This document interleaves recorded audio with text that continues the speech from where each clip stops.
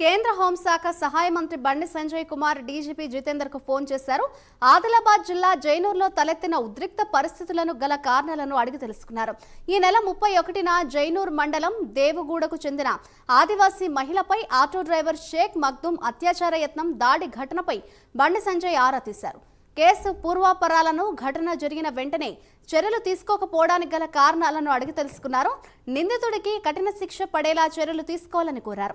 మహిళలపై అత్యాచారాలకు పాల్పడేవారు ఎంతటి వారైనా కఠిన శిక్షలు తప్పవనే సంకేతాలు పంపాలని సూచించారు. అదే సమయంలో శాంతి భద్రతలకు విఘాతం కలగకుండా, ఆదివాసీ హక్కులకు భంగం కలగకుండా తగిన చర్యలు తీసుకోవాలని కోరారు.